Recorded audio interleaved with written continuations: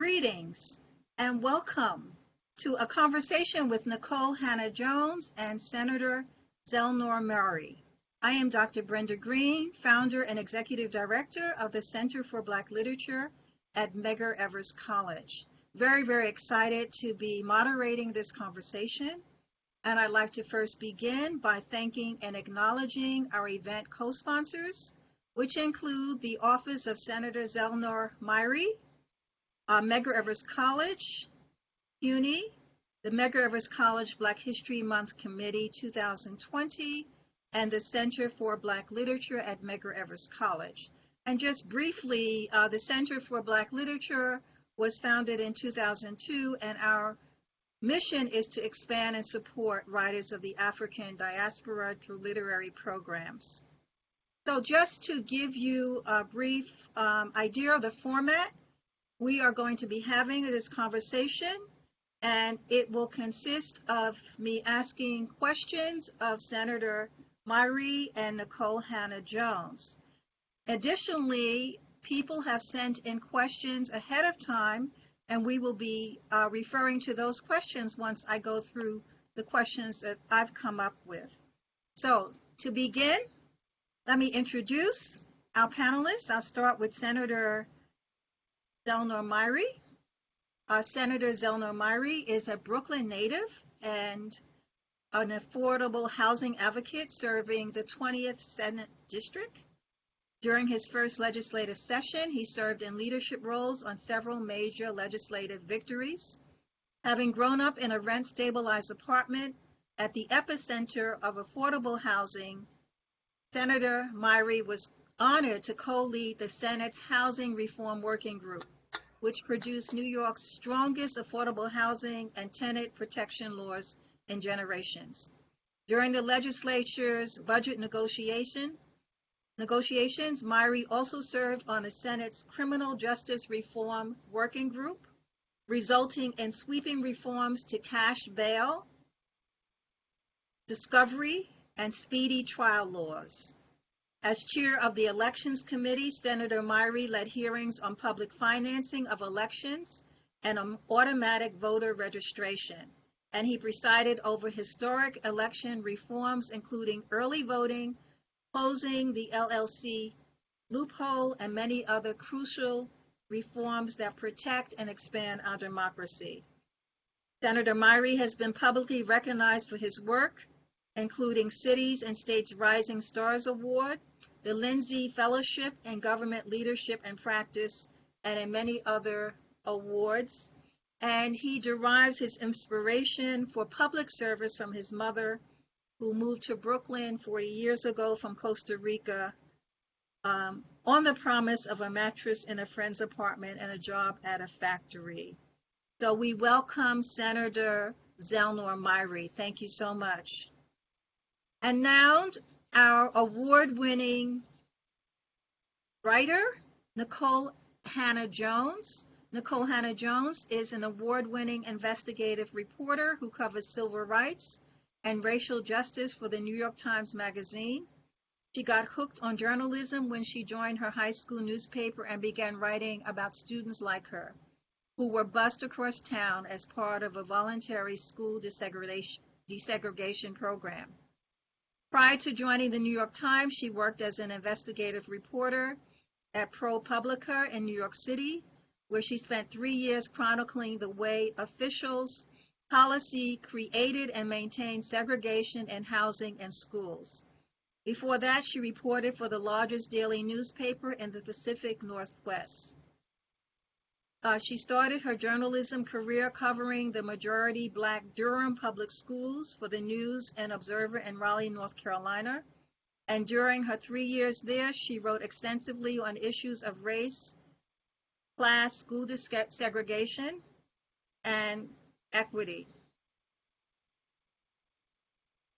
Hannah-Jones is a 2017 Emerson Fellow at the New America Foundation, where she's working on a book on school segregation. The book, The Problem We All Live, is due out in June 2020 from Chris Jackson's One World imprint. She's also a 2017 winner of the MacArthur Foundation Genius Award, and finally, she won the Pulitzer Prize for commentary for her work on the 1619 Project. She also is the founder of the Ida B. Wells Society for Investigative Reporting. Hannah Jones lives in the Bedford-Stuyvesant section of Brooklyn with her husband, Farai Hannah Jones. Okay, and I'm going to continue. I hope that all of you can see me because I am having some problems. But let me continue by just providing a context for the conversation. We cannot begin without acknowledging what has been going on in our country, our cities, our states, and all over the world. We're facing a barrage of videos and photographs that disturb and enrage us. And as a nation, we've been forced to acknowledge the pain and suffering endured by so many Black men and women in our nation over the last 400 years. So before we begin, I'd like to have a moment of silence for the Black men and women who've been murdered on the basis of race and a failed system of justice, and in particular for the families of George Floyd, Ahmaud, Aubree, and Brianna Taylor.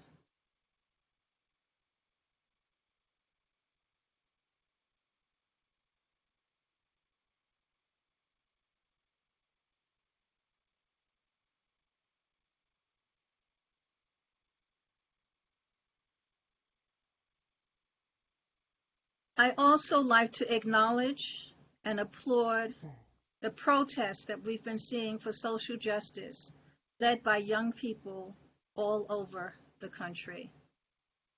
They are our leaders. Students are always the leaders of a movement. So to begin, Nikole Hannah Jones says in her 1619 Project, or maybe in her philosophy of life, I see my work as forcing us to confront our hypocrisy, forcing us to confront the truth that we would rather ignore.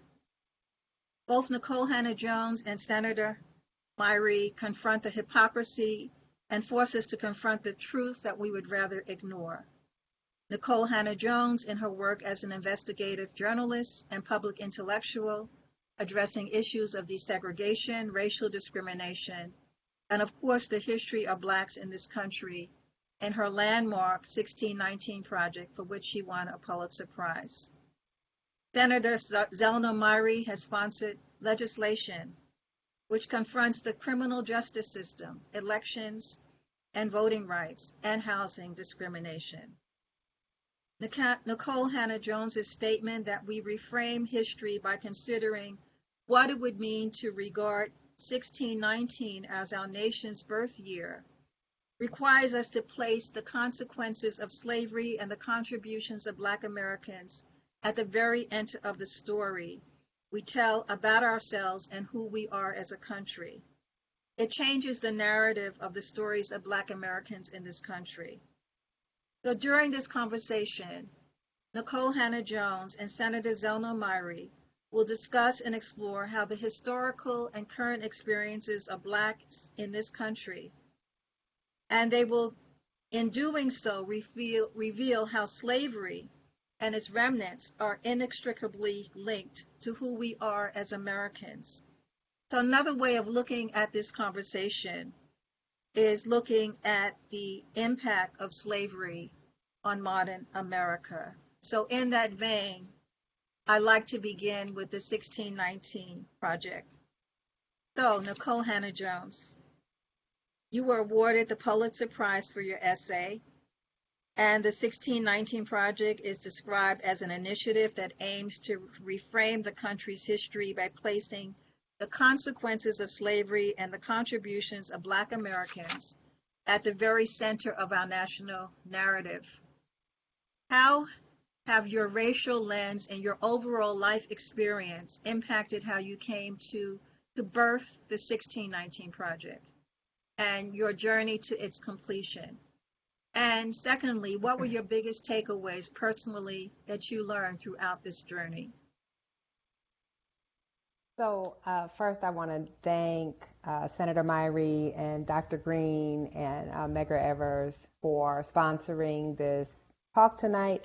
Really sad we couldn't all be together. I really enjoy having these conversations in person, but you know, it is what it is. I'm glad that we were able to find a way to continue forward, and really doesn't seem like there could be a more important time to be having these discussions than right now in this moment.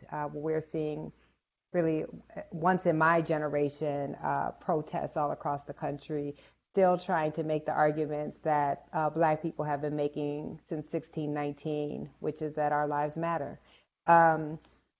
So when I think about the journey, I grew up in the Midwest in Iowa, in a town that it's Iowa, so there weren't a ton of Black folks, but there were still enough of us to segregate us. And I lived on the Black side of town and started off in segregated Black schools, and then was bused to segregated white schools. And it was at my high school, which offered a one-semester Black Studies course, that I say I became radicalized, and that I first came across the date 1619. That class was taught by a Black male teacher, the only Black male educator I had in my entire K-12 experience. And in that one semester, we learned about ancient Africa all the way up to the civil rights movement. And needless to say, it was a condensed history. But in that time, I learned more about Black people in that one semester than I had ever been taught my entire life. And I was angry because I realized all of this time where my curriculum had demeaned me, where it seemed as if Black people had never made any real contributions to this country or the world, that there was all this information and all of these books, and anyone could have bothered to teach us that, and they didn't. And I realized even as a 16-year-old that that was an intentional decision, because what happens when you teach that history is what happened to me. Suddenly, I began to question everything. Suddenly, I began to rebel against the things I had been taught. And when that class was over, I would ask that teacher to, I got an insatiable appetite to learn our history. And I would read a book and then go to him after school and ask him to give me another book. And one of the books he put in my hand was Lerone Bennett's Before the Mayflower. And I mean, to this day can remember coming across the day 1619 and feeling this like kinetic energy, because I had no idea we had been in this country for that long. I'd never heard that date in my life. And I thought about every time some white person had told us to go back to Africa, and we had actually been here longer than most of them. And that was extremely empowering. So I've thought about that date since I was in high school, which was, a couple years ago. And the other thing that happened in that same class was I was bused. I was bused from the second grade until I graduated high school. My high school was about 20% Black, and almost all of us were bused from the Black side of town. And I came in that class one day and I complained to that Black male teacher that our high school newspaper never wrote about kids like us, never wrote about the Black kids who were bused and all of the stereotypes we faced and experience we faced. And he told me, as Black teachers will do, either join the paper and write those stories yourself, or shut up and don't come in here and complain to me about it anymore. So I'm an Aries, and if you give me a challenge, I will always take you up on it. So I joined my high school paper as I am being radicalized, reading these Black texts. And it was really then that I decided what I wanted to do for a career was to write the stories of Black people as a newspaper reporter. So fast forward until now, I've been thinking about 1619 for more than 25 years. I've been thinking about the modern legacy of slavery. So much of my work is trying to show that we are not free of that legacy, that the inequalities and injustices that we see today can be linked directly to the 100 years of racial apartheid that followed slavery and the institution of slavery. And when this anniversary was coming up, I decided it was, you're not going to have a bigger platform in the world than the New York Times, and that this was a tremendous opportunity to force an acknowledgement of a date that I thought was going to pass with no acknowledgement at all. So that's really how I ended up coming to produce the 1619 project. I just was determined that this 400th anniversary was not going to pass like so many Black moments, so many Black contributions. We don't hear anything about them. And you can't fit our story in Black History Month once a year. And so I was determined that Americans would know this date and that we were going to talk not about just the past, but that I was going to show that you can look across American life and almost nothing has been left untouched by the legacy of slavery. And that's what we set out to do. I promise all my answers won't be that long. Right. So you've received, of course, the Pulitzer for this prize, but you've also You can say that every time you want. I'm not mad. Okay, I will. And there are some people who have, of course, resisted that and yes, been critical. Small number. They couldn't get enough people to really do, to force the issue. But how have you responded to that criticism? What can you say to those people who are critical of you doing this narrative, which really gives a more accurate description of the impact of slavery in this country? Well, Dr. Greene, as you may know, if you follow me on Twitter, how I respond depends on the day. But honestly, I knew that I was going to get a lot of criticism. You don't create a project like this that argues that our true founding should be 1619 and that Black people are the true founding fathers and that we would have no democracy at all if it weren't for the Black freedom struggle, and not expect that you're going to make a lot of people upset with that. So I understood that folks were going to come for us on the project. That's why we tried to be really meticulous with our research.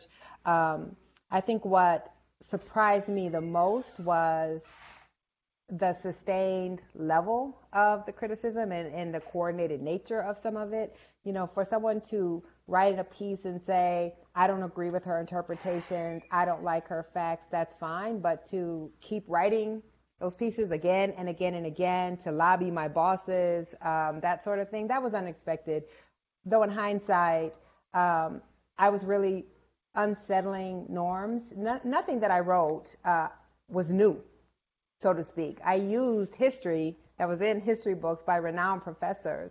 But the difference is when you write for popular media, your reach can be so much greater. And once it was announced that so many schools were adopting this into curriculum, that is when conservatives really got upset, because they have a narrative of America that they hold sacred. And that narrative, of course, is that we're an exceptional nation founded on exceptional ideas of equality, and Black people are very inconvenient to that narrative. And so the 1619 project was very inconvenient to that. So I think, how I've responded to it is, I have a Pulitzer Prize, so really can't say nothing to me about it now.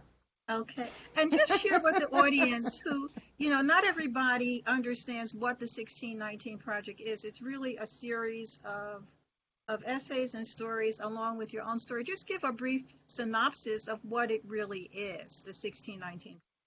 Sure. So the 1619 project was a massive endeavor. It's really the only project of its kind in the history of the New York Times in terms of how it went across all platforms. So it was an entire issue of the magazine. The magazine had a series of essays, all of them tracing some modern institution back to slavery. My essay was on democracy. We had an essay on capitalism, on why we have such bad traffic in cities, on sugar, on healthcare, on criminal justice, really across areas. And the argument is, again, that you can look at, it's that answer to what we hear all the time, which is slavery was a long time ago, why don't you get over it? Well, this project was showing that we can't get over it because our country hasn't gotten over it. And that if you look at the way our country functions, so much of it has to do with the institution of slavery and the anti-Black racism that came out of slavery.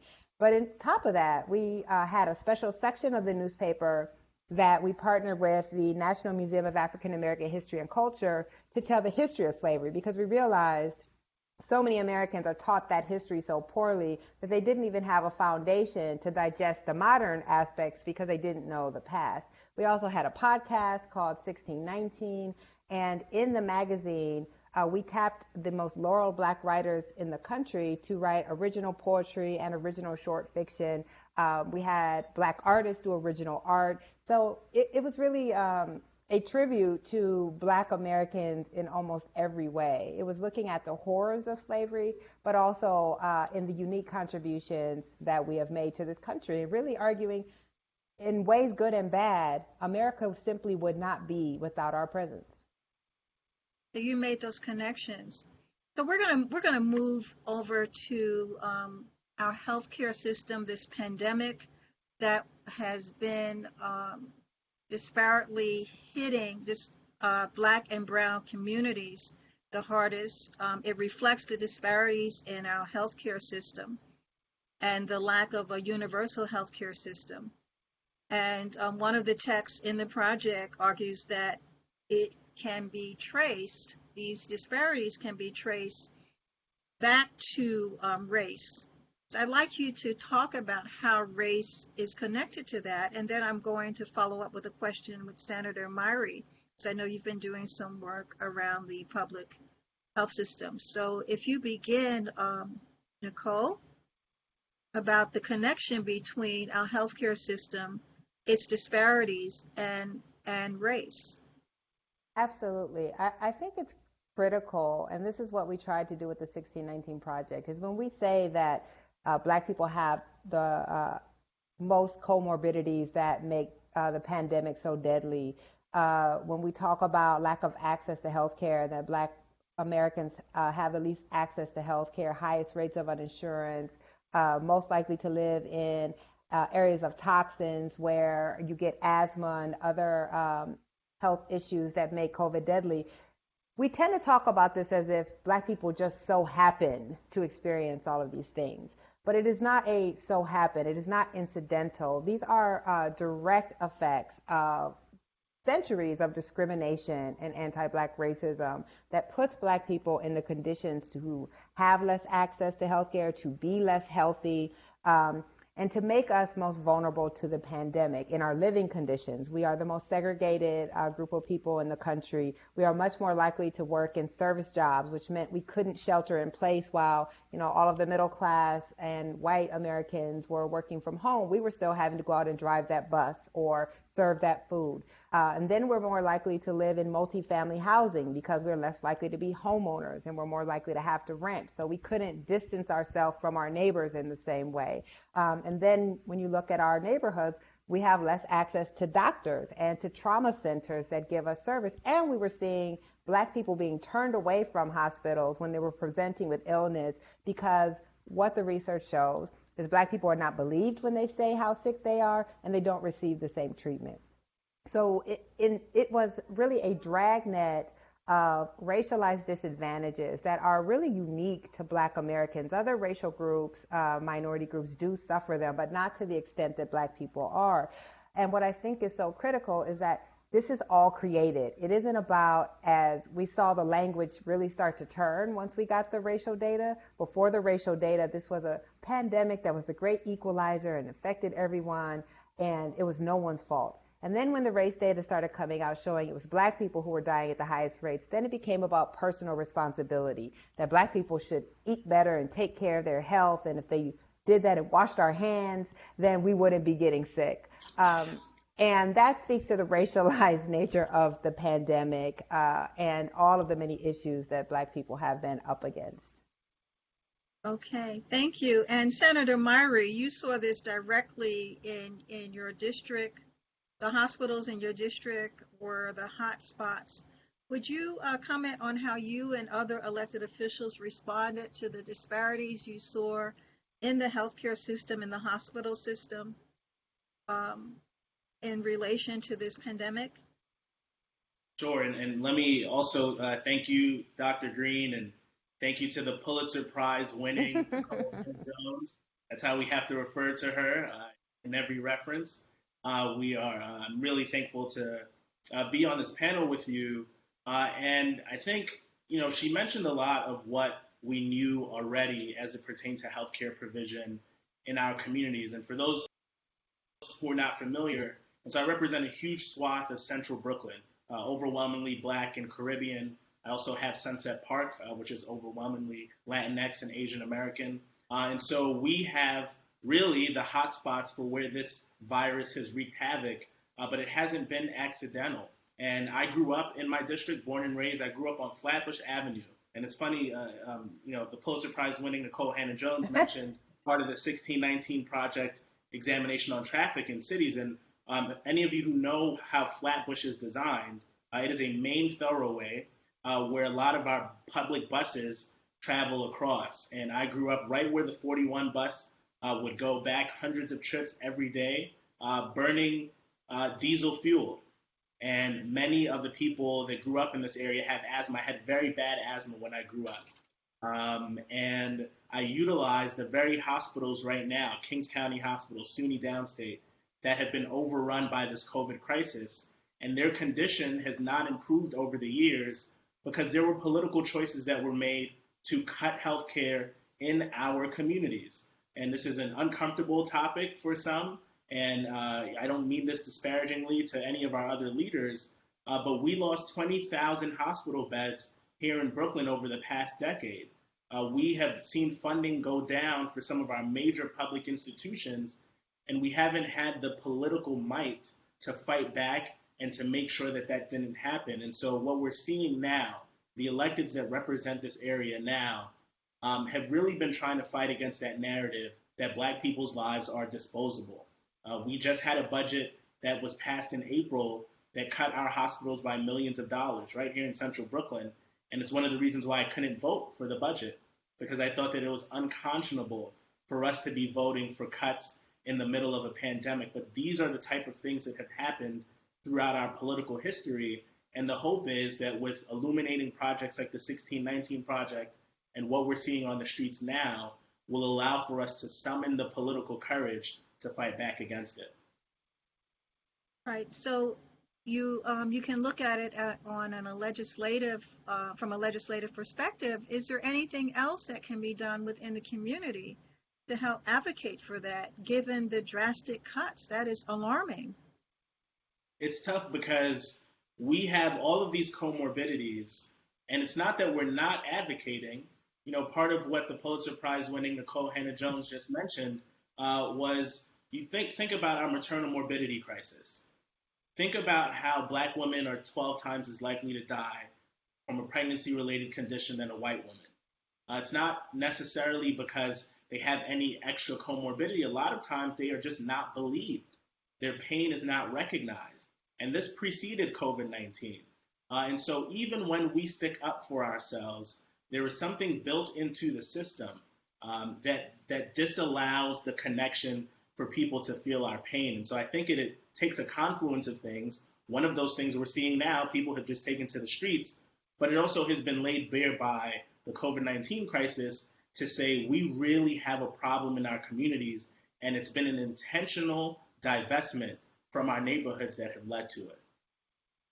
And if I could add something to that, specifically speaking to public hospitals, the golden age of public institutions in this country was under segregation. And we did not begin to see the dismantling, and that's when Black people were not considered part of the public. So Black people had access to these public facilities on a segregated basis. And after the Civil Rights Movement, when after the 64 Civil Rights Act, and you saw that Black people got legal access to public spaces on a non-segregated basis, is when we started to see this divestment in public institutions. And public services began to be seen as something for the poor only and for poor Black people. And as we began to see public services like public hospitals, public schools, public health facilities, as we begin to see those as only in service of poor Black people, we began to divest from those services. And now we, of course, are all reaping, though again, Black people disproportionately, the disaster of what that has meant. We believed in public facilities until Black people got legal, equal access to those facilities. Yeah, that is an excellent point. It's rampant in every part of our system, as you said, in housing, the health services, education. You see the divestment. I just was reminded of how as soon as more Black students began to enter CUNY, for example, in 1975, they began charging a tuition. Yeah. And that's just, one example, but it's across the board. So, Senator, you mentioned, the disparities we see and the continual fight. And so I'm going to move to the topic of policing and racial violence in our cities and nation. Last Friday, you joined peaceful protesters at the Barclays Center, and you were pepper sprayed and handcuffed. Describe what happened. So I went down with Assemblymember Richardson, my colleague in the Assembly, down to the Barclays Center to, one, be there in solidarity. As a Black person in this country, I felt the same rage and hopelessness and sadness that millions are feeling across the country right now. So I wanted to be there in solidarity, but I also went in my capacity as an elected official. I have to work with many of the precincts, a lot of the leadership in the New York Police Department. So we knew that it was important to let folks know that we would be there. I was hoping to act as a peacekeeper, a liaison between the protesters and the police. And even my clothing was intentional in that I wore a neon green shirt with my name and title on the back, just in case things got too volatile and just in case people didn't recognize who I was, in order to take the temperature down. And unfortunately, my academic credentials, my professional credentials, the clothing that I had on, the conversations I had with law enforcement before and at the scene, none of that mattered when we were in the heat of the moment. They were asking many of us to back up, and we were compliant with those instructions. We were moving back. In fact, I turned my back to the officers who were instructing us to move back, one, for them to see, again, my title and name on the back of my shirt, but also to help with the protesters to say, let's listen and move back. They got incredibly aggressive at the drop of a dime, started weaponizing the bikes that they had in their hands, and began pushing all of us in the crowd. So I'm getting hit in the back of my legs, in my back, and then I start getting pushed and shoved.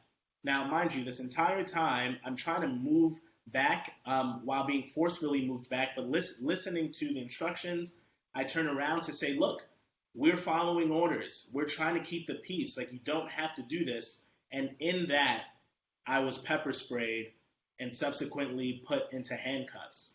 And it's a really surreal experience that, if I'm being honest, I haven't fully processed yet.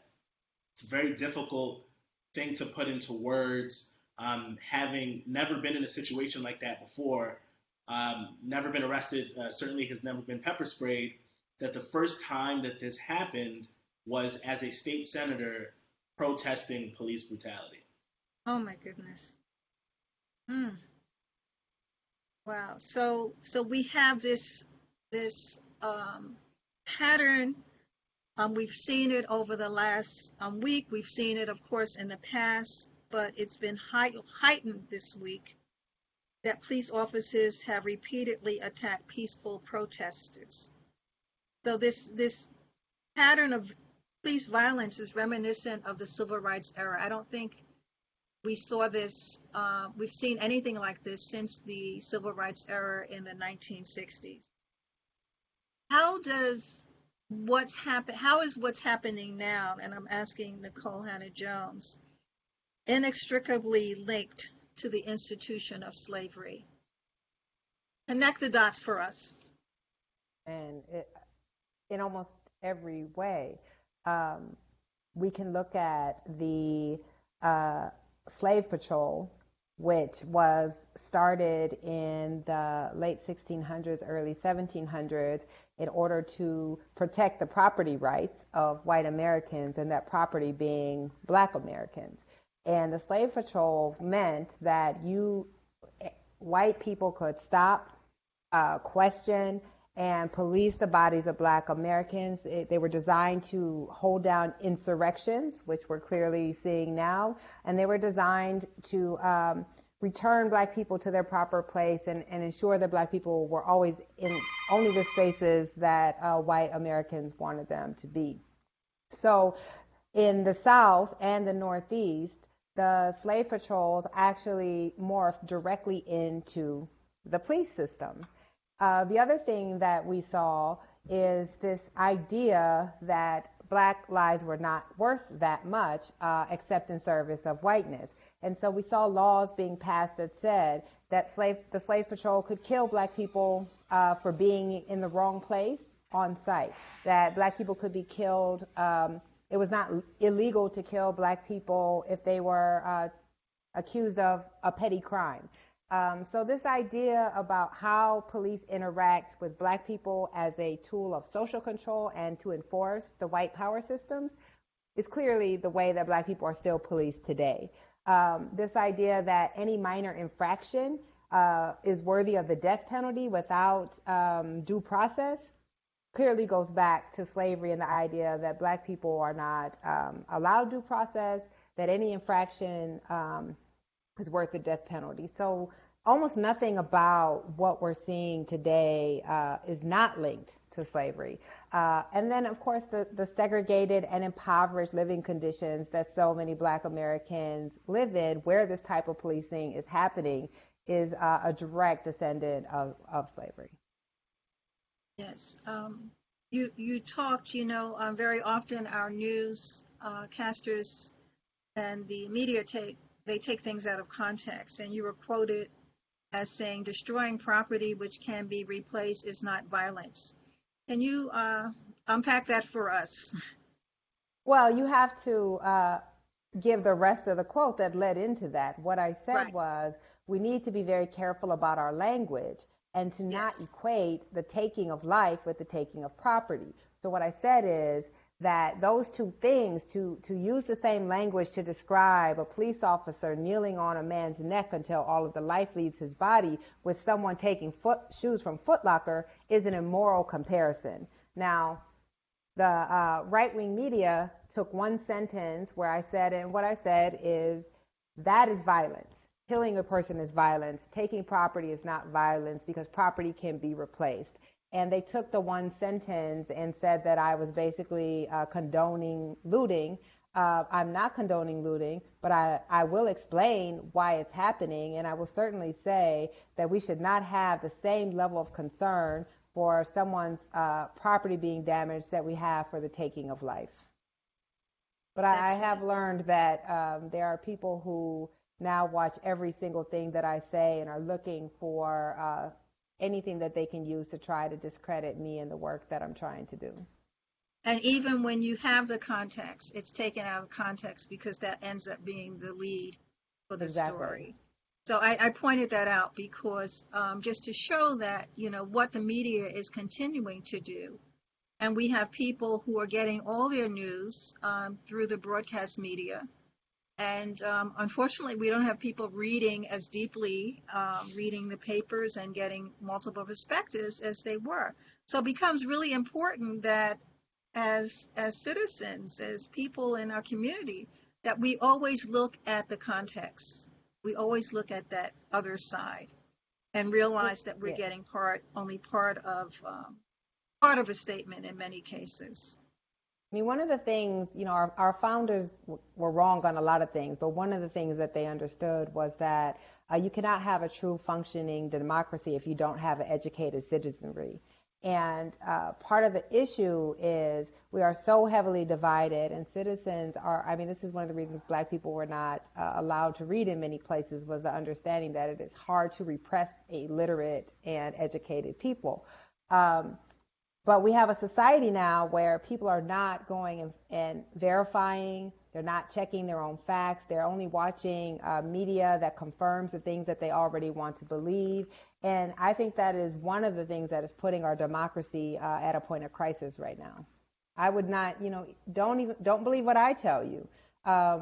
Verify. That's kind of the mantra of journalists is trust but verify. And all of us as citizens have to verify and find out what is a credible source of information and what isn't, and not just believe someone because they sound like the things that you believe in. That's extremely important. So I'm coming back to you, Senator. Now, given that police brutality is deeply embedded in our system and the DNA of America, how can we tackle the problem legislatively? I know that you've introduced some of the bills. Can you elaborate on that for us, what we can do legislatively to attack this problem? Sure, and if I may just pick up on a point that Ms. Hannah Jones made in the attempt to discredit the real message. And I think that it not only holds for her, there are people that are just straight mad that she's a Pulitzer Prize winner. They're going to stay mad at that, and Yes. whatever they can do to discredit her because they know the impact that she has, they're going to continue to do that. And I think we're seeing a similar element in those being critical of the violent looting or violent aspects of what is happening around the country. It is an attempt to discredit what we're talking about. And what we're talking about is police brutality. Mm-hmm. That is the reason why millions of people have taken to the streets and why they stay on the streets. It's police brutality. Of course, none of us want to encourage the destruction of property. That goes without saying. But we know that historically, in order for change to happen in this country, things have had to be disruptive, and they've had to make people uncomfortable, and it has to break the status quo. And so, I just want to make sure that we censor the message and continue to censor the message that what this is about is police brutality.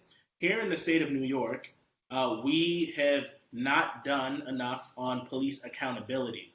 Part of the reason why the community relations are so fraught with law enforcement is that people know that there is no consequence for police mm-hmm. misconduct. They know that they can do whatever it is that they please, and there will be no substantive consequence for that. And so there are a number of legislative solutions that I think help begin to build that trust. It's not a panacea, it's not all of it, but it helps us to get there. One of those things is repealing a portion of the law, part of the civil rights law, section 50A. And what 50A does is shield the disciplinary records of law enforcement officers. So, for instance, the officer that pepper sprayed me without cause, we should know whether or not that officer has had 25 excessive use of force reports, because an individual that clearly cannot comport themselves under duress probably should not have a badge mm-hmm. and a gun and a legal cover to kill someone. But we have had this law shielding these disciplinary records for far too long, and so there is a huge effort amongst legislators and advocates and the public at large. Now, I think my office has gotten, over the past 24 hours, over 1,000 emails calling for the repeal of 50A. So I think it starts with that sort of accountability. But I think even internally, many folks don't know, but a disciplinary proceeding for a New York Police Department officer doesn't happen in front of a neutral judge. It is, in fact, a judge that is on the payroll of the police department. And so I want you to think about that every other city agency in the city of New York conducts their disciplinary proceedings before a neutral judge that is outside of that agency. But for the 38,000 officers that are on the force, their disciplinary hearings take place at one police plaza inside the police department. So I have sponsored a bill that says let's take it out of the police department so that we know that if someone has a disciplinary proceeding, look, everyone deserves due process. They should get that due process, but it shouldn't be in front of a judge that's on the payroll of the NYPD. There are a number of other bills that call for the permanence of a special prosecutor in the state of New York when an officer takes the life of an individual.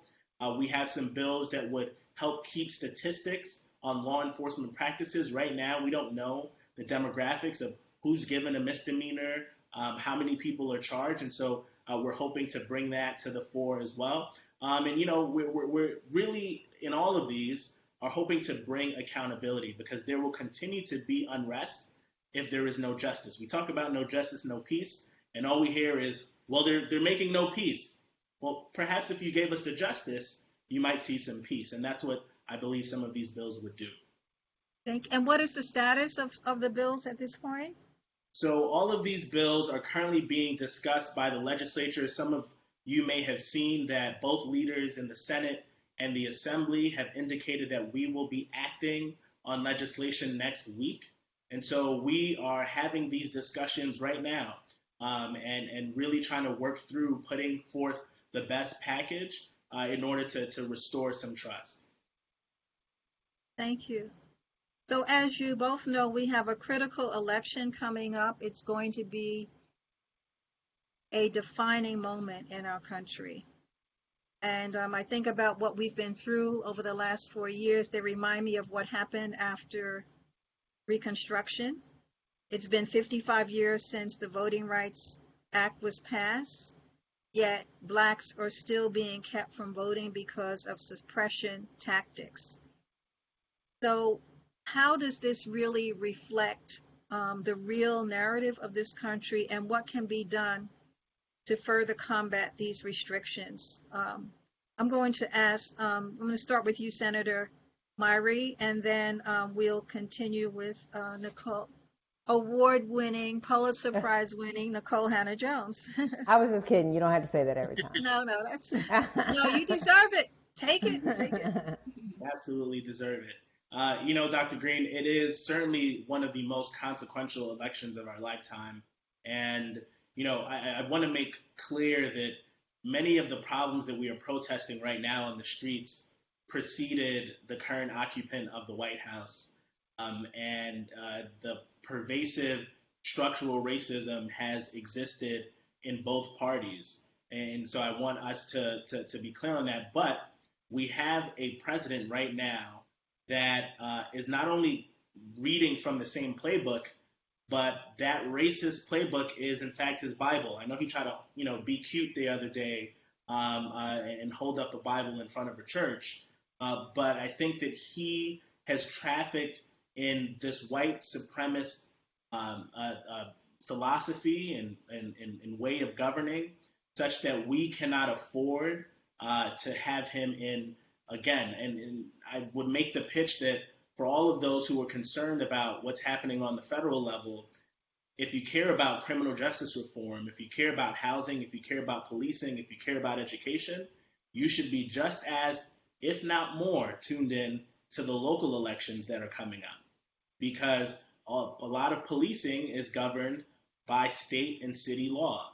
A lot of our education funding conducted by local and state authorities. And so it's important that we are focused on the November elections, but I will make my plug that June 23rd here in New York, we have primaries. You should make sure that you look up what is happening in your neighborhood. Be sure to request your absentee ballot, because our elections are going to look different given COVID-19, and ensure that you're participating in the democracy. Thank you. And do you want to add to that, Nikole Hannah-Jones, about what we can do to ensure that Black people have more access? Again, if you want to just briefly give us that historical reference, and then see what we can do to ensure we have access in the primary and in November. So what I think is important here is, let me just first say, and I'm not being hyperbolic at all, this is the most important election of our lifetime, period. We have a white nationalist authoritarian in the White House, and that is not a partisan opinion. If you look at his actions, if you look at the things that he says, and you look at who supports him, that's what we are experiencing. I think the clear manifestation of that was bringing out the U.S. military in an American city to clear a nonviolent crowd so that he could take a photo op in front of the church. So there's not, and I have never said this before, but there is not a more critical election in my lifetime. And why it's so critical is we were not a true democracy, as much of a democracy as we may call ourselves, until 1965. And the experience of Black people has been since 1776 trying to make this country the democratic republic of our founding ideals. When our country was founded, it was not a democracy. Most Americans did not have the franchise. the only people who could vote at that time were propertied white men. Women could not vote. Black people surely could not vote. Native people could not vote. The majority of people in this country could not vote. And Black people have had to fight generation after generation, bloody, brutal battles where there were assassinations, where there were church bombings, where Black people were thrown into the Tallahatchie River in Mississippi to gain these rights of vote, not just for us, but for all racial groups. And of course, since we've got this conservative-leaning Supreme Court, all of those rights are now being attacked again. Those hard-fought gains are being attacked as the Supreme Court first worked to gut the Voting Rights Act, which has unleashed all across this country efforts to suppress the Black vote.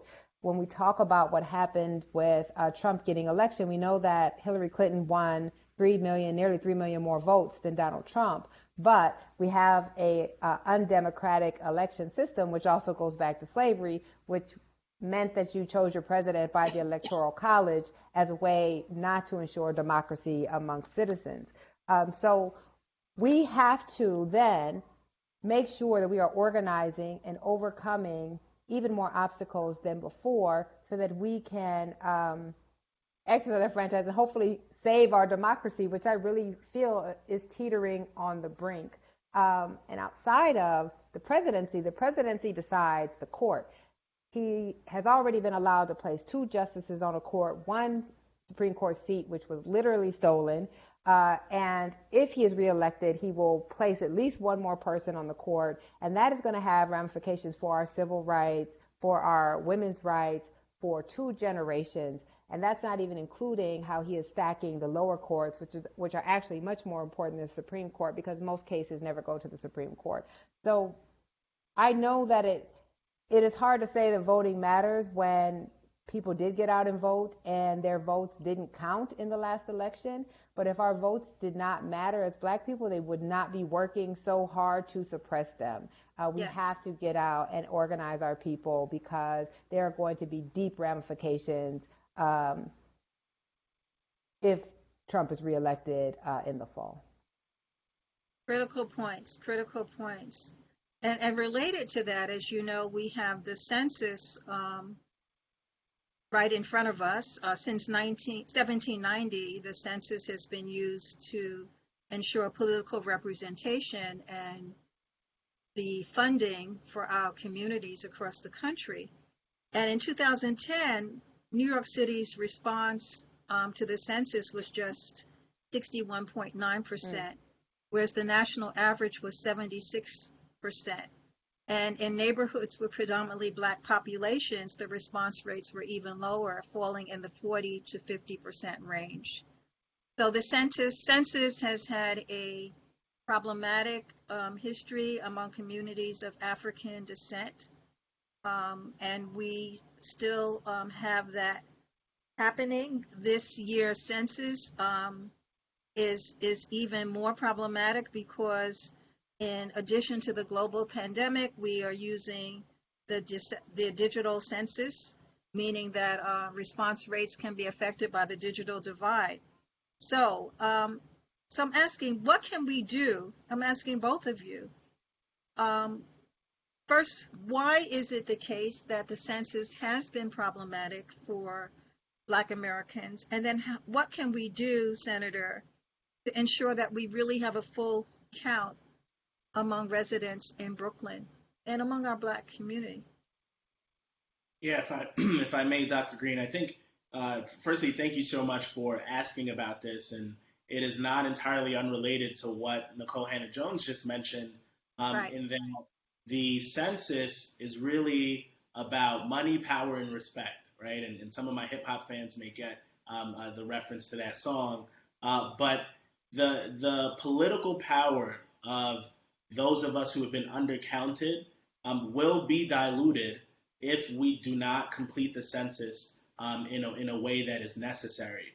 The district that I represent in the Senate, the 20th, much of our district is within the congressional 9th district, and that is the seat that was occupied by Shirley Chisholm. That district was drawn only because the Voting Rights Act allowed for them to draw it. It was drawn specifically to have Black representation in the borough and in this city. But it is unfortunate that here in central Brooklyn, we have some of the most undercounted census tracts in the entire nation. Just my district alone, almost 66% were undercounted in the 2010 census. And so in receiving our federal funds for schools and hospitals and education, all of that is incredibly important, but it's also important for our political representation, and it's why we have to step up and do it. What this federal administration did, which I think was pretty insidious, it's hard to really credit the president with any sort of high-level thinking, but this, the notion that there would be a citizenship question scared enough people away, even when it was struck down by the courts.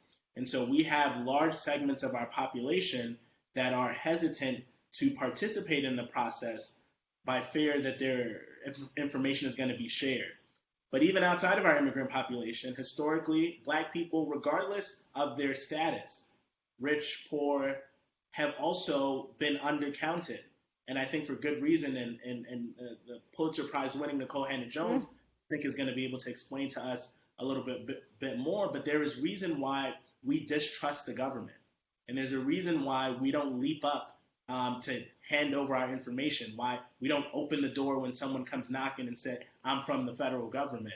And so it is really critical for us. We have spent a lot of time in our office trying to direct folks to make sure that they're counted. COVID-19 has extended the response process, and so we still have time, but we have to continue to do it. So if you have not filled out your census, we love you. Thank you for staying in this video. Please open another window and go to my2020census.gov and fill it out. Yes. Yeah, I don't have a ton to add to that. Just interesting historical fact, you know, most Black people weren't counted in the census until 1870 because you didn't count property in the census, you counted people, and we weren't considered people. And of course, there's then been a long legacy, as Senator Myrie said, of distrust of giving information to the government because we don't understand how the government is going to use that. And typically the government has not worked to our benefit. But as Senator Myrie also said, it is exceedingly important for our political power as well as our economic power and us getting our fair share of the resources that we deserve, that we fill out the census. It is just, it is really important, and it's important to be counted. I mean, I personally am really interested to see what is the racial makeup of Bedford-Stuyvesant, because we haven't had a count in 10 years and it has changed a lot. And I'd be interested to see how much.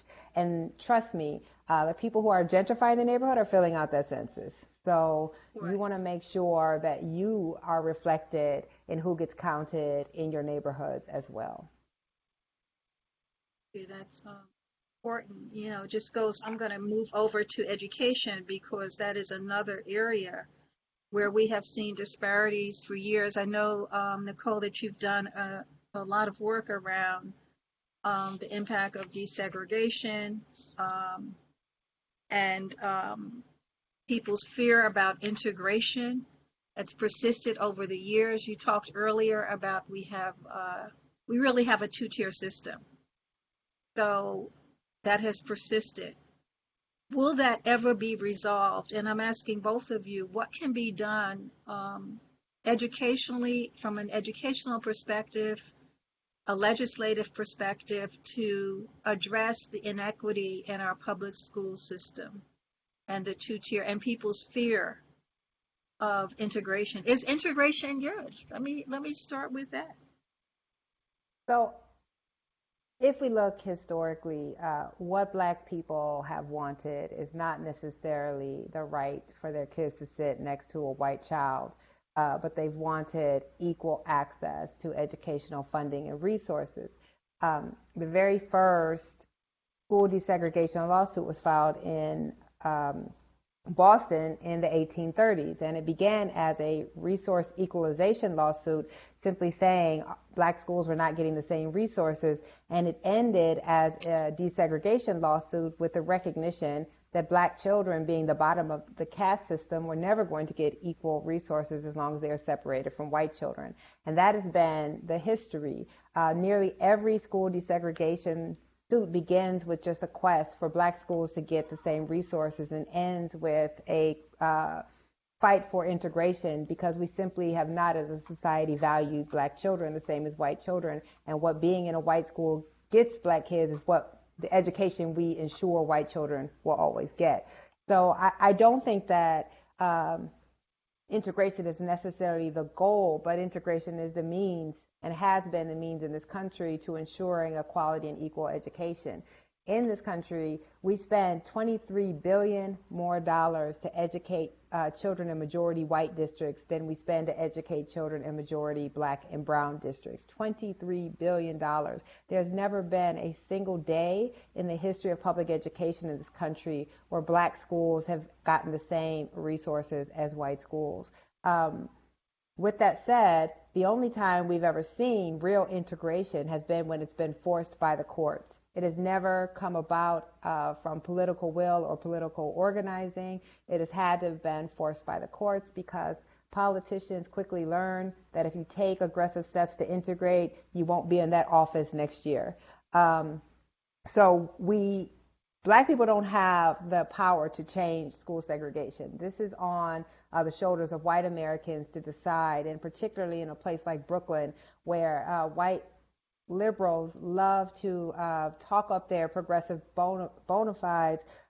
They love to have their Black Lives Matter sign in their front yard, even though they don't have any Black kids in their kids' school. So it is necessary for those parents, and I have to give a shout out to the district that serves Park Slope, where they organized, white parents included, and descreened their middle schools. There are now efforts to descreen middle schools in my district and in some other districts. So there are white allies who are serious about the goals of integration, but not nearly enough. In this gentrifying neighborhood of Bedford-Stuyvesant, we are seeing large numbers of white children moving in, but they are not going into the schools. And in fact, some of their parents are trying to found their own charter schools and their own private schools. So we have to decide what is our value, and is our value that all of our children are worthy of the same quality education or not. And so far, we have been willing to sacrifice the education of Black children to prioritize the needs of white parents in this district, and I hope that that day will be coming to an end. On top of that, integration is good for all of our children. We are in a multiracial society. We are in a multiracial democracy. We talk a lot about the benefits of integration for Black children. We don't talk enough about the benefits of integration for white children. And white children grow up with a warped sense of themselves and their place in this world and their understanding of the world. And also, Black kids are smart. Having Black kids in the classroom is also intellectually beneficial, even if they're not scoring the same on test scores because they haven't had the same academic preparation. The intellect is there. So we need to stop being afraid of Black children and understand that integration is beneficial for all of our children, and it is the only just thing to do in a multiracial society. Yes, I'm going back to, W.E.B. Du Bois of the double consciousness, and how Black people, because of that, which is still something they live, can really understand the perspectives of both Blacks and whites, whereas whites don't get that opportunity. Absolutely. Integration is a way of doing that. So what can be done legislatively? Do you want to comment on that, Senator? What can we do legislatively?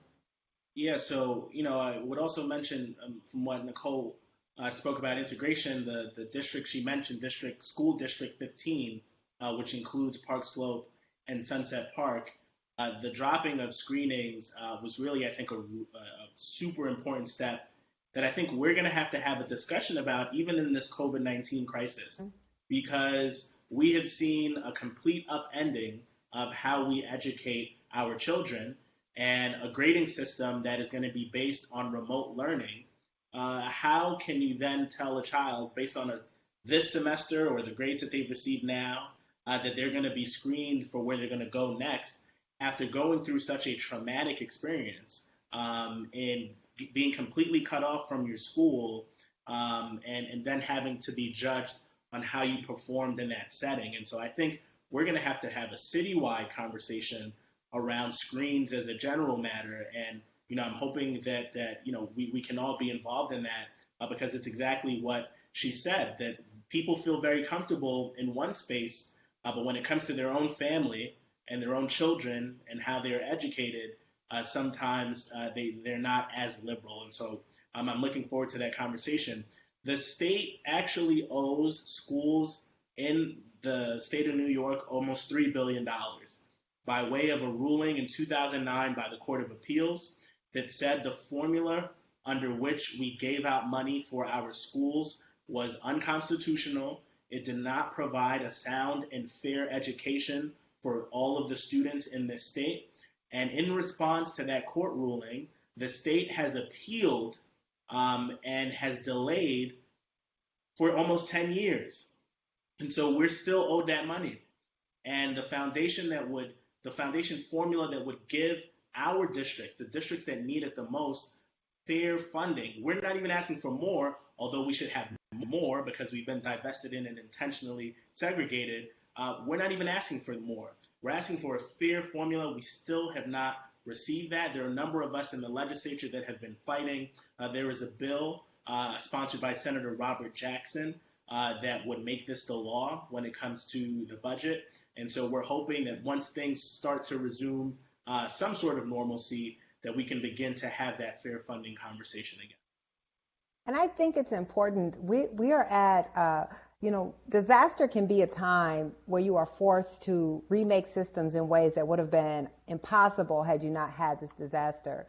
And so I know that district officials are hoping to use this as an opportunity to lay the groundwork to remove screens from our schools.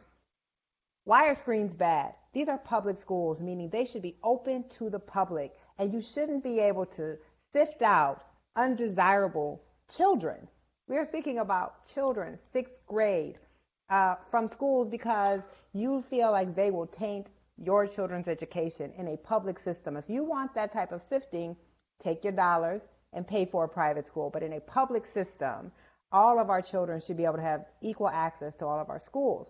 And so with this pandemic, where so many kids have not had any virtual instruction whatsoever, or the instruction has been lacking, or children are sharing devices, it's clearly unethical to then screen children into schools who have not even had an equal access to almost an entire semester of school. And so what I'm hoping is that district officials are going to use the fact that you cannot screen going into the fall. And once the whole world doesn't fall apart when you don't screen going into the fall, it will be hard then to justify going back to screens in the future.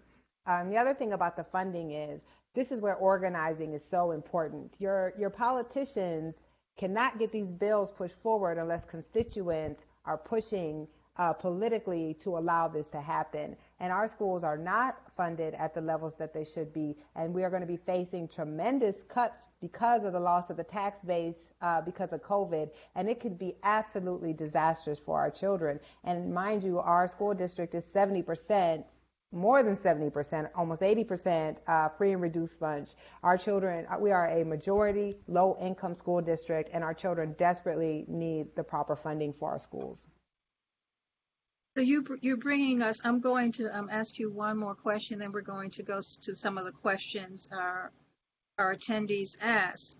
But it goes to, like, what do we do now? You talked about the ways forward, what we have to do, how we have to organize. Because this is a really difficult time. It's easy to give up hope. And within our community, spirituality has always sustained us. So how do we keep the faith, inspire hope, and what do we say to young people in order to effect a change? I'm asking both of you. Senator, You look back at the disparities we've had. We've talked about the legacy of slavery in every aspect of our culture. So how do we move forward? How do we keep that fight burning? How do we ensure that we continue that struggle? Yeah, so let me say this, and it might seem counterintuitive, but I say it coming from a very real place and having gone through what I've gone through in the past couple of days. that it is really important for us to take care of our mental health. We are not okay. I'm not okay with what happened to me on Friday. I haven't processed it. I'm still feeling hurt, angry, all sorts of things, and I've been trying to put that in a different compartment in my mind in order to use what happened for some good. But even if you have not been protesting, even if you weren't the victim of brutality, and you're just watching and taking in what's happening, this is traumatic. This is unlike anything that we have experienced in our lifetime, and I want to make sure that people understand that, and certainly to our white friends, neighbors, allies, to comprehend that we are going through turmoil, and we should have to deal with that before we reach to anything else. So I would first say take care of yourself and your mental health, and then do a lot of the things that we've been talking about already. Many of us can't go out and protest. That's fine. Call your legislator and say, do you support repealing 50A?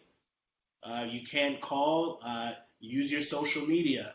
Say, look, here are some really awesome bail funds that are helping out protesters that are being illegally detained for exercising their constitutional right. You can't do that? Okay, read the 1619 Project by the Pulitzer Prize winning Nicole Jones so that you understand the context for what this is, for what's happening, so that when you do get to a place where you can be more active, then you can take up the mantle. And for our young people, this is history right now. What you're reading, what you read, and what they show you in the history books, you are living it right now. We lionize Dr. King and Rosa Parks and our civil rights leaders, and rightly so. You are actually living in the time where you could be making that difference. And we're going to be looking to you to lead us out of this. And so it is really a traumatic time, but it is also an opportunity for us to affect some real change. Thank you. So everyone knows I'm not a hopeful person, and I mostly cope by drinking bourbon, though I'm trying not to drink so much of it these days. But what I'll say, though, is our people have been fighting and resisting since 1619. And they had to fight and resist for a future that they would not live to see. I think about my father being born on a sharecropping farm in Greenwood, Mississippi, in Apartheid, Greenwood, Mississippi, at a time where black people did not have full citizenship rights, where it was legal to discriminate and segregate black people in every aspect of life. My grandmother could not have imagined that one day her granddaughter would be a reporter for the New York Times, whose work is seen across the world. But she had to clean those floors and be that janitor in the courthouse and be that domestic in the white people's house in order to create a future for me that she would not get to enjoy herself. So I think all of us, even if we tend to feel hopeless and it seems like we are not going to live to see the change, we may not live to see it, but we have an obligation both to our future descendants and to our ancestors to fight for a future that we won't be able to see. Very important, very important struggle. And I really want to also underscore what the senator said about mental health and self-care. Okay, forget the bourbon part, sorry. Yes. No, well, the sales for the alcohol have gone up dramatically. In the store near my neighborhood, they now have it in the front shelf, the harder liquor. Before it was just the wine.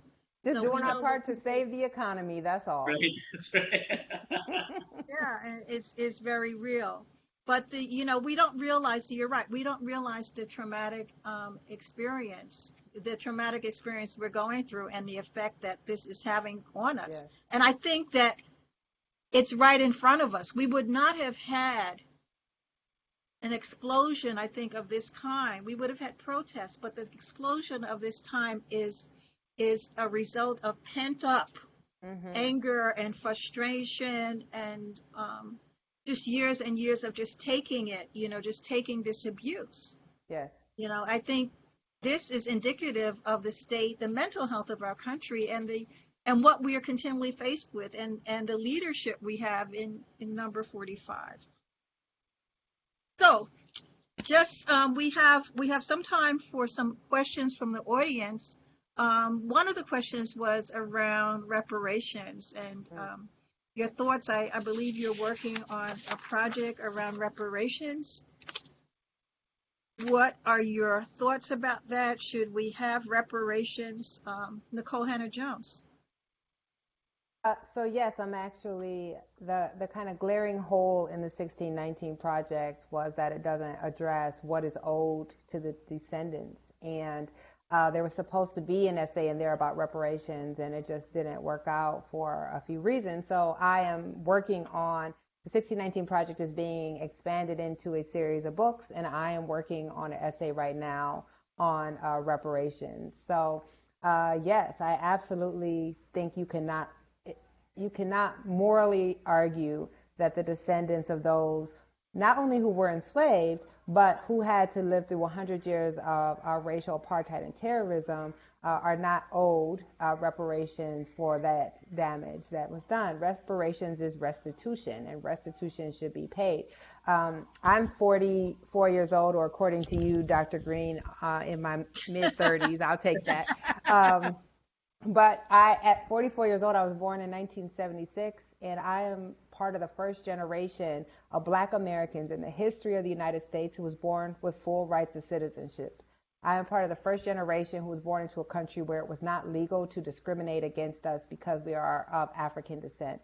So when we think about how recent that so-called past is, and the fact that Black Americans have a tenth of the wealth of white Americans, that we have the lowest home ownership rates, that we suffer from any indicator of well-being that you can measure, Native Americans and Black Americans are on the bottom of those two, and we are the only two groups who did not choose to be a part of this country. So absolutely, I think that reparations are critical. And we saw in the Democratic primaries, the first time in my lifetime where reparations was actually treated as a serious political issue.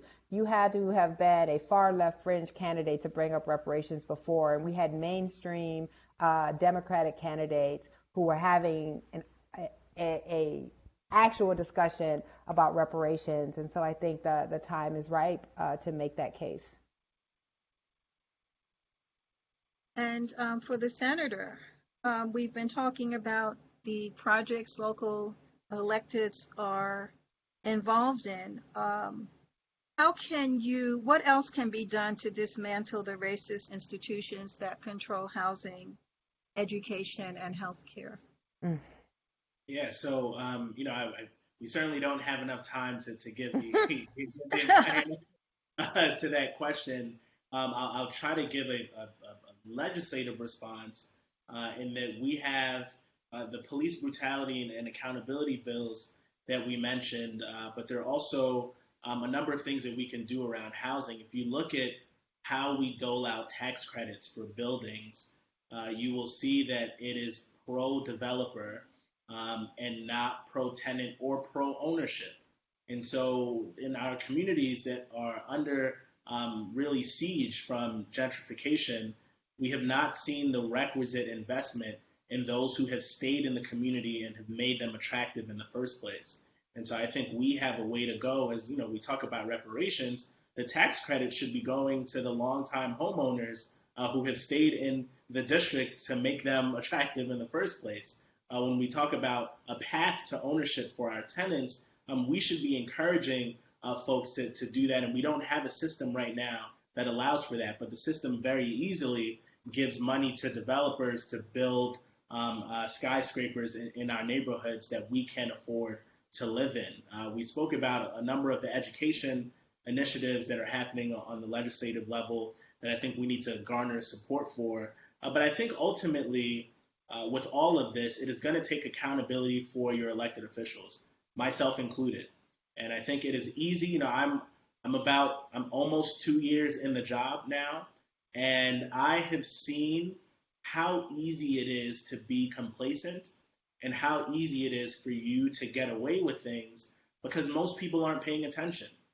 And I can be out on back when we were out in public, I could be out at the subway, literally handing stuff out I could be at a food distribution handing food out, and people will tell me to my face, not recognizing who I am, and they say, "Man, that senator, he doesn't do anything." Like, Ooh, that's gotta hurt.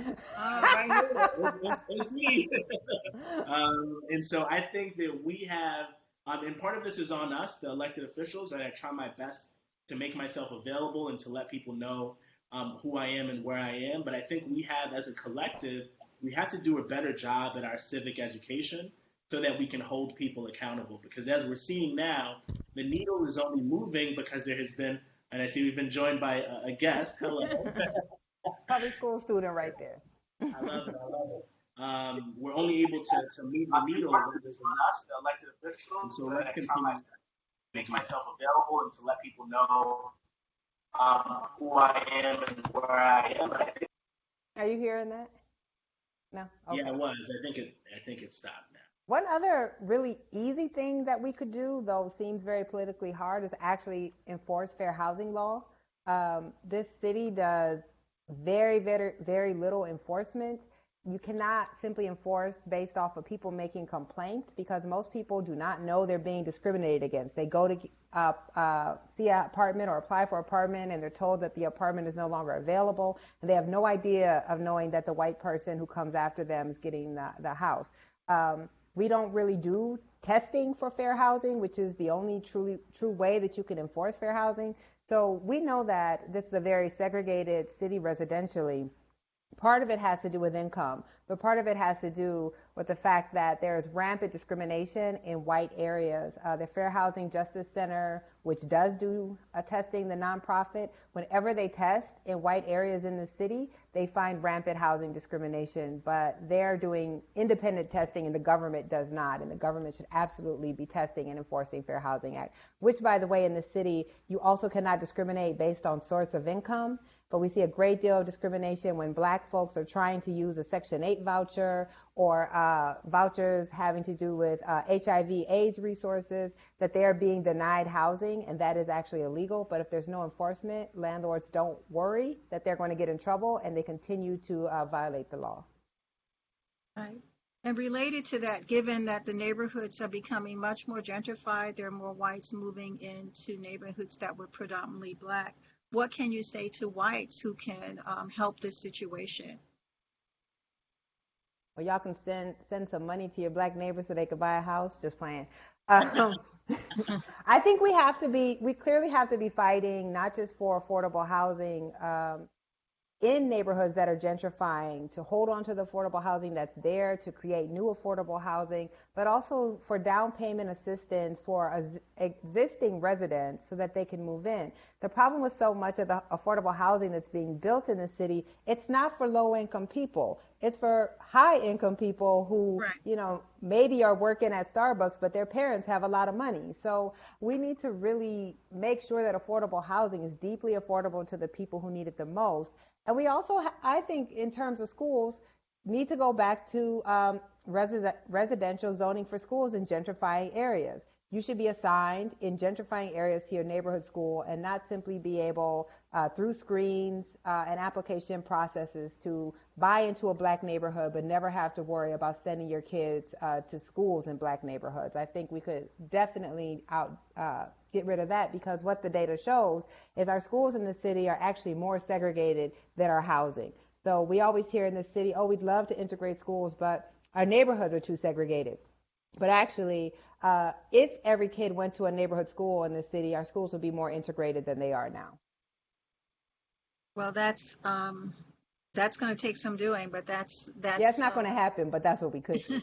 No, I got, that's going to take some doing, and but that's the right attitude.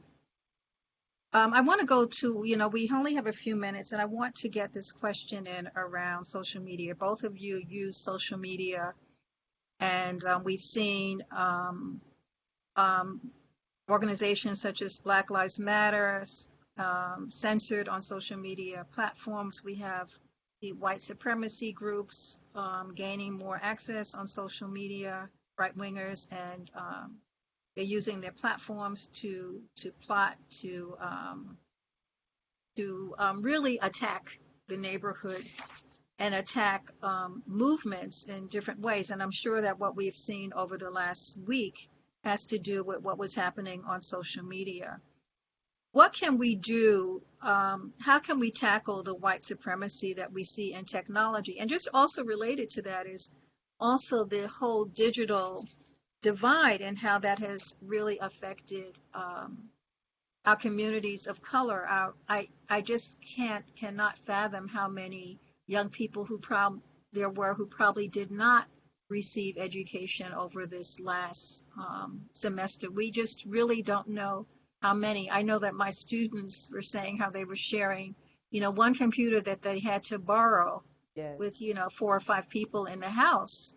And sometimes they didn't even have Wi-Fi access. So how can we tackle the digital divide that's impacting our communities? And how can we tackle this growing white supremacy and targeting of Black movements, which of course is reminiscent of what happened leading up to World War II with Hitler. That's where you saw that. So what can we do? Yeah, so I'll say on the social media front, Nicole is a clapback queen. I think. Yes, it's Ida B. Wells, isn't it? Ida Not Bay Ida B. Wells. Wells. Huh? Right, Ida Bay Wells. Ida Bay Wells, yes. And I think is at liberty to say a lot more than I can. I'm sort of restrained in respond to. I'm supposed to be restrained. I just don't do it. So there are a lot more things that I would like to say to the trolls, but it's an important point in that the regulation of some of our social media, even from the Twitter account of the highest office in the land, we have seen him be able to utilize social media in a really destructive way. And my only hope in that space is that we have folks on the other side that are able to use it in a constructive way. We have seen messages go out to the world that would otherwise not be able to reach that audience simply because of the nature of the medium that we use. And even with what happened to us on Friday, I was able to tweet out what happened and to tweet the picture, and that brought so much attention to it that I think if we didn't have those mediums, it wouldn't happen. So I think, for those of us who are using it for good, we have to continue to amplify the message. And to the digital divide, I think it is simply a matter of, do we care enough to invest in the communities that don't have it? Simple. It is a capitalistic structure that is profit-driven, and the haves have it and the have-nots do not.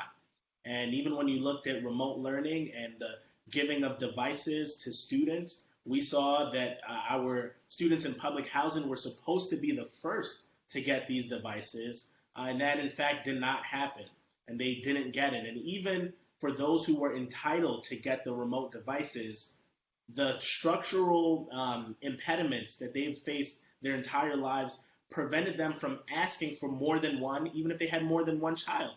So you had a household with 4 children, all who are of learning age, and they only asked for one iPad because they didn't feel comfortable enough to ask for more. And that is a systemic problem, and one that if we decided as a city, as a state, as a nation, that we were going to bridge this digital divide tomorrow, it's going to take dollars, and it's going to take us to put our money where our mouth is, and I think we can do it, but we're really going to have a groundswell of support to do so.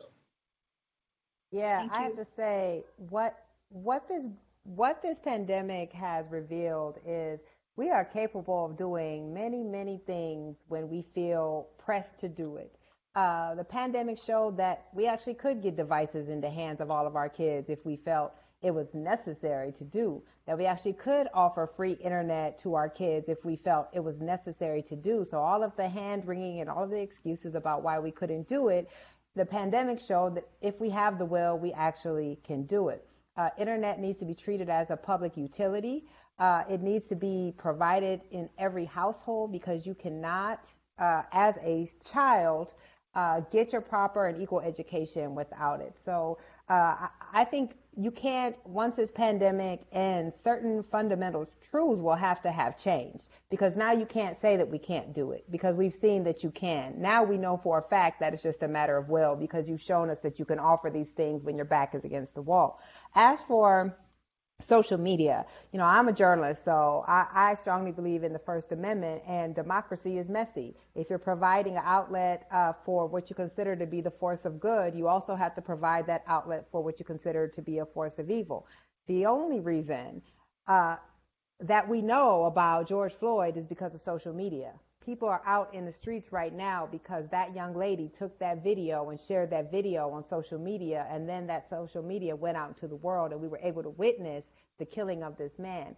To me, social media is incredibly democratizing. It allows people to circumvent the gatekeepers, and they do that with media all the time. There used to be a time, if the New York Times did something you didn't like, you could write a letter.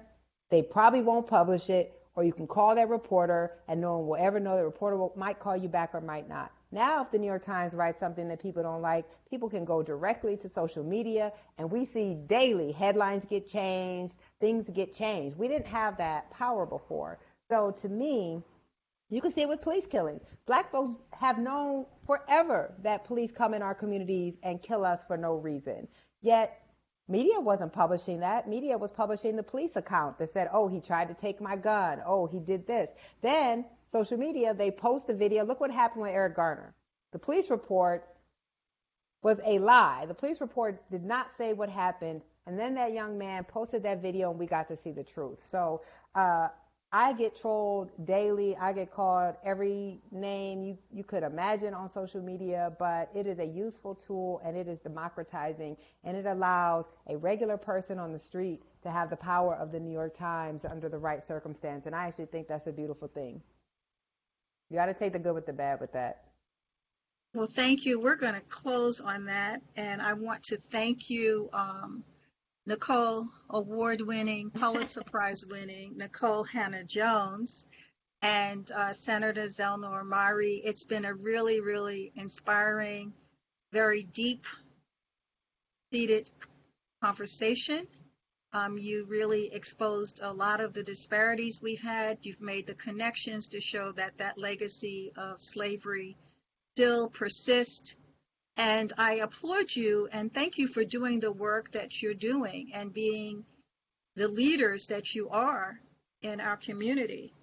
And I also want to thank our co-sponsors, your office, Senator Myrie, Medgar Evers College, the Black History Month Committee at Medgar Evers College 2020, and the Center for Black Literature. I want to thank the team who helped to put this webinar together. I'm so glad we were able to bring this into fruition. We tried this a few months ago, and I had a conversation with the senator a few weeks ago, and it happened very quickly. So we have to continue these conversations. We have to really make sure that we make people or help people to become aware of the way that they can effect change. And we have to engage in self-care also, yes, as you said. But we are the ones, and you are the ones who are making the change. So again, I thank our audience for listening in, our Facebook audience for attending, our people who have contributed overall to making this a wonderful and enlightening experience. And this is Dr. Brenda Greene. Thank you. Thank you. Thank you. All right, see y'all when the pandemic's over. Excellent, excellent. That was amazing.